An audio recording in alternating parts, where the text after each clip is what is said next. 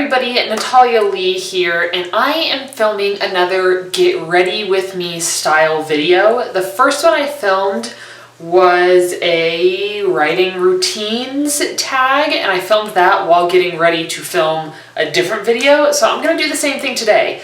So I just put lotion on my face, my hair is back, and I'm going to get ready for filming while answering some questions regarding mistakes that I've made as a writer. Now, the writing mistakes tag was originally created by Bethany, ATAZADEH, and Emily BOURNE.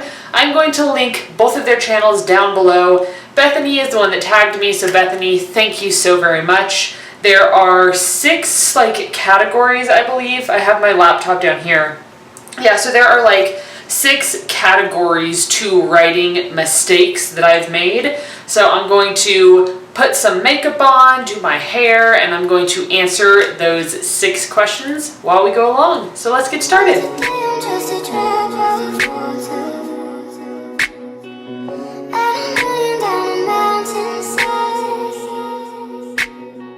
Alright, so I already put on some lotion. I'm going to put on some BB cream now. This is my foundation. And the first category of writing mistakes is the mistake I made outlining. I'm going to say for this one, and I've always been an outliner for the most part, but my biggest mistake outlining would just be not outlining thoroughly enough, because really I wasn't a super thorough outliner until Song of the Dryad. Also, my mirror's over here, so if you see me looking over there, that's why. So when I was writing Song of the Dryad, as many of you know, I had to trash a lot of what I wrote. And then after trashing 49,000 words, I ended up starting fresh and then trashing most of that and then going back and completely redoing my outline and doing it as thoroughly as possible. So I'd say the biggest mistake that I've ever made in outlining is just not outlining enough. Because I'm somebody that needs to know exactly what is happening. I don't outline so thoroughly that I know the conversations that my characters are going to have, unless it's an important plot point. Then I'll know the conversations they're going to have. But in general, I will let the characters guide me in the scenes themselves. But I plan out every single scene, every single chapter, all of the acts, so I know exactly what's going on. But yeah, I'd say biggest mistake is not outlining enough. With Way of Spears and Highborn, I personally feel that I did not outline thoroughly enough, and then I had big plot holes that I had to go and fix, and that was a mess. So outline. Might go through with some Bare Minerals and just touch up a few little spots. This is a little tiny tester. Yo, I am not a makeup guru. I'm just a person that's playing with makeup. Alright, writing mistake category number 2, the mistake I made during my first draft. I'm going to refer to Song of the Dryad for this one because I certainly made mistakes in my first draft that led to me having to throw away 49,000 words. And I'd say that mistake is not sticking to the tone of the story that I wanted to tell. Because when I was first outlining Song of the Dryad, I had this idea of the tone that I wanted to go for. And when I say tone, I mean how I want it to feel. There are some books that you read and it feels like summertime. Or there are books that you read and it feels creepy. I wanted Song of the Dryad to feel whimsical. I wanted it to feel magical and cozy as well. And in that first draft, it didn't. It just was not at all. And I wrote that for NaNoWriMo, and I love NaNoWriMo, but I feel like I was kind of just writing to write, which I think can be a very, very good thing. Just get your book done, get it on paper. But in that case, I had to throw away 49,000 words. But those 49,000 words also taught me something about my story that I wouldn't have known otherwise. And A Song of the Dryad has been the hardest book that I've ever written. I've written 5, self-published 2. I'm going to be self-publishing my 3rd, Song of the Dryad. But out of these 5 books, Song of the Dryad was the hardest. And I think part of that is probably because I'm taking it so seriously that I'm really trying to like fix problems that I wrote into the novel and make sure that it's readable and such. And yeah, so like I'm just working harder to make sure that that's the case. But yeah, like just not sticking to the tone and not sticking to how I really wanted the novel to feel. That is what I would say was like my biggest mistake in writing the first draft. Hey Mew. Mew just wandered in here, so you might hear her chatting in the background. Alright, so now that that's done, I'm going to rinse out this makeup brush I was using. Let's wash it a little bit, shall we? Just give it a good scrub. Scrub, scrub, scrub, scrub, scrub, scrub, scrub, scrub. That soap helped a lot. Ooh, that is a nice, squeaky clean brush now. That brush is all cleaned out. I soaped it and everything, and it's just going to sit out and dry. I'm going to dry my hands, and then we're going to get on to the 3rd question. Face stuff is up next, like maybe like some blush or something. Let's try it. Why not? Alright, we got some blush here. The 3rd category of writing mistakes is the mistake I made while revising and editing. I've made mistakes all along the way. When it comes to revising and editing, I'd say that the biggest mistake I made with like books before Song of the Dryad was not revising and editing enough. This is literally so pink. I'm just gonna like put it here and see what happens, okay? How's that look? Oh, my cheek's pink. Kind of, huh? Yeah, my mistake while revising and editing is just that I didn't do it enough. Like, right now I'm about to complete the 5th draft of Song of the Dryad, and it is now at the point where I'm like, yes, this is a book. Like, I'm not catching that many spelling errors. I'm not catching that many grammatical errors or punctuation errors. Like, things are really coming together here in this 5th draft, and I have never edited a book this many times before. So when you are editing and revising, don't rush it and don't skimp on it. Like, I know how freaking annoying it is to have to continue to go back and read the same words 500,000 times, but it will seriously increase the quality of your writing. So even though it's not very fun having to keep going back in and going back in and going back in, I highly recommend you do it because it has made a world of difference for Song of the Dryad for me. Ooh, look at this. Whoa. My sister gave me this. It's a little spoolie thing, and it's to comb my eyebrows because I have pretty thick eyebrows. Like, you should see the unibrow that I could grow, my friends. It's pretty crazy. Oh, now they're brushed. I don't have that much makeup here, to be perfectly honest. Maybe I'll use this stuff on my eyes. I think it's supposed to be a bronzer. I'm going to use it anyway. Here's a small brush that I just found. Let's use this. Question number 4, the mistakes I make with time management.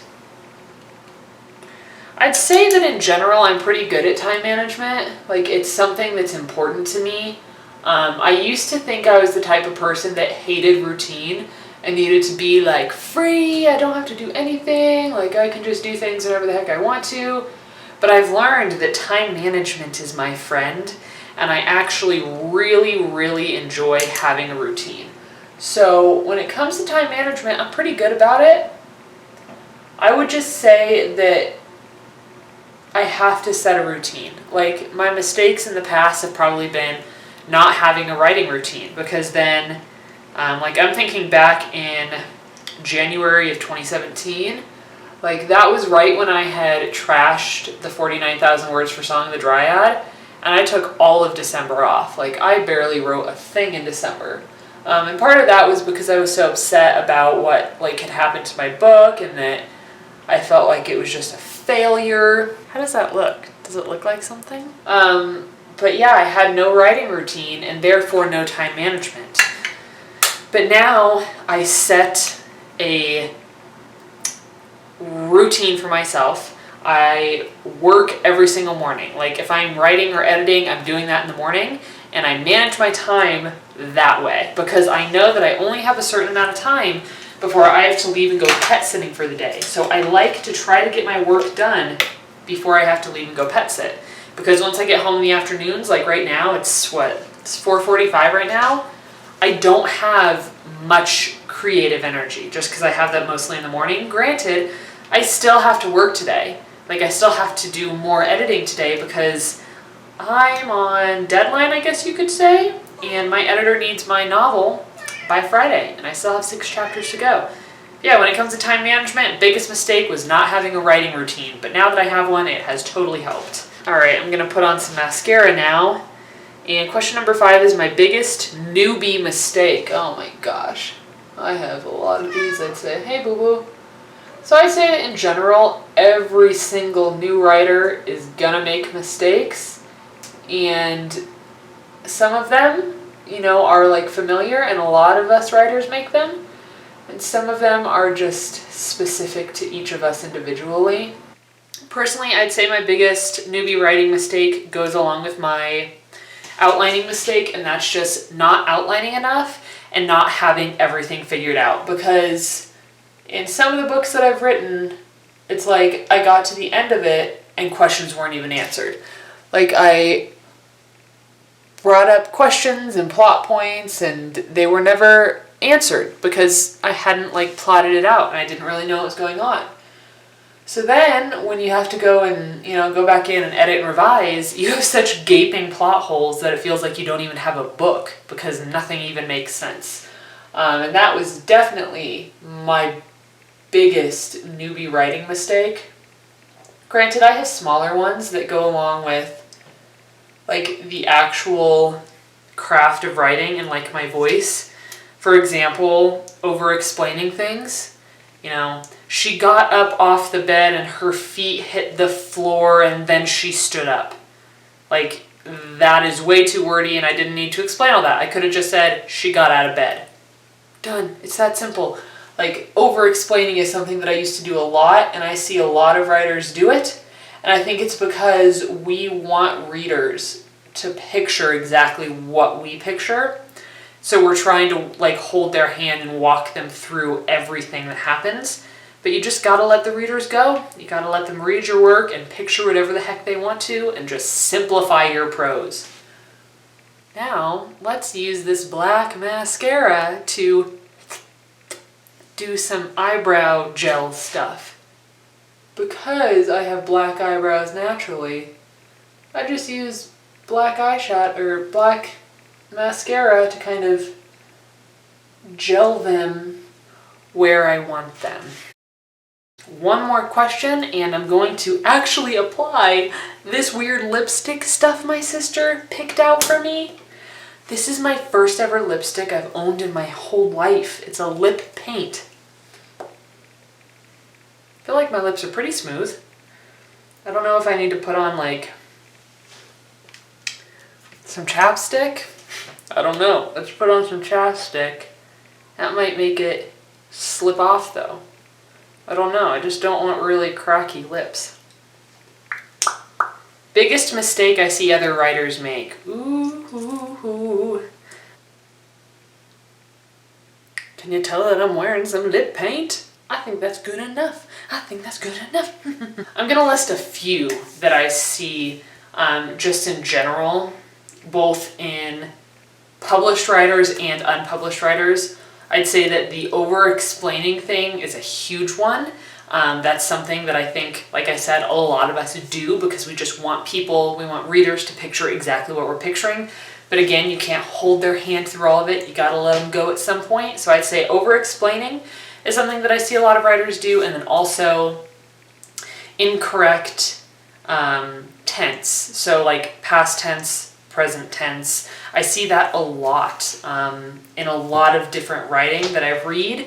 Even like within one sentence, I will see like a writer go from past to present tense, and I have spoken to some of these writers, and tried to figure out what kind of causes these shifts in tense, and I think that there are a lot of reasons for it. One is that sometimes we just start writing in a different tense. That's something that I've done. I write in past tense, it's what I'm most comfortable with, but sometimes when I'm thinking, I'll start thinking in present tense and start writing in present tense, so then I have to go back and fix all of it. But I also think that some people will accidentally start writing in present tense because they don't want to have a passive voice. But you can have an active voice in a past tense piece of writing.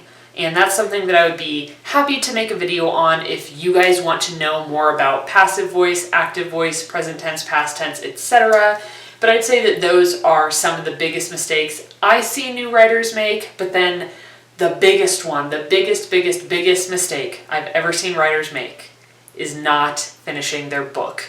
Because let's be honest, all of us are pretty crappy writers when we first start out, I'd say. I used to read back on my work and just cringe because it was so bad. But I've written 5 books now, and I've had to learn all along the way. And all of us have to. Any of your favorite authors that you're reading have had to learn how to do that. So the biggest mistake you could make if you want to be a writer is not finishing your book.